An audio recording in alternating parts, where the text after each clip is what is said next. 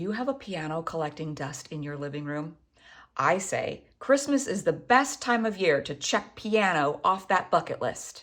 I'm Elizabeth. Welcome to a Christmas edition of Better Late Than Never. Let's take a look at the soundtrack to the Polar Express today. It's beautiful, it's magical, and it's really easy to make it sound super brilliant. To play this song, you'll need both of these sheets here, and lucky for you, they're free. You can find them in the link in my bio. Try the right hand first, it's the easiest thing to tackle. You'll see that the letter names are written on the inside of each note head, so that's even better. A lot of my students wonder what finger number they should be using with each note. I say, who really cares? Just pick the one that feels right to you. If you want to follow along with what fingers I'm using, look at this video.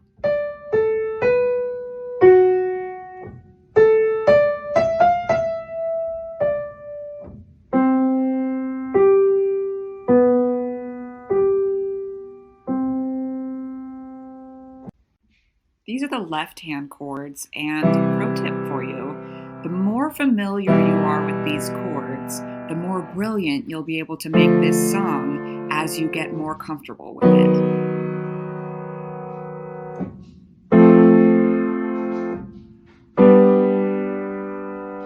Now it's time to try both hands on the piano. Get that first sheet that you just used with the right hand, and I'll show you how to do both hands by looking at just this one sheet. It's time to play a left-hand chord at the beginning of each measure. Heads up, in the second line where you see a couple of rests in the right hand, you're going to want to play the left-hand chord during the rest.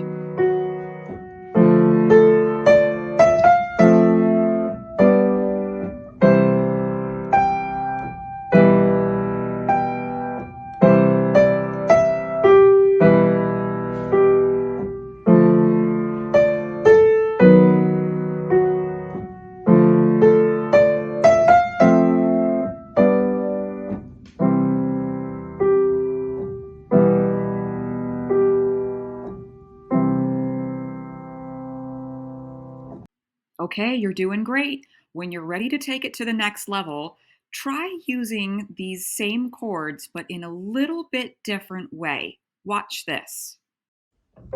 Listen to how that sound changes when we remove the E from the middle of that C chord and instead stretch out your hand wide so that your pinky and thumb on your left hand can reach an octave. That's 8 notes apart so that your pinky and thumb stretch from a C to a C, for instance, on that C chord. And then my pointer finger is placed perfectly to reach the 5th above the C. So I've got C, G, C. All I'm missing is the E, but look how magical it sounds.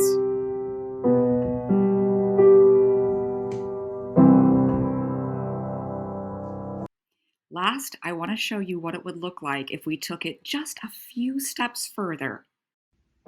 I am jumping ahead just a few steps, but this is a sneak preview of what you would learn if you joined my 6-week Basic to Brilliant boot camp.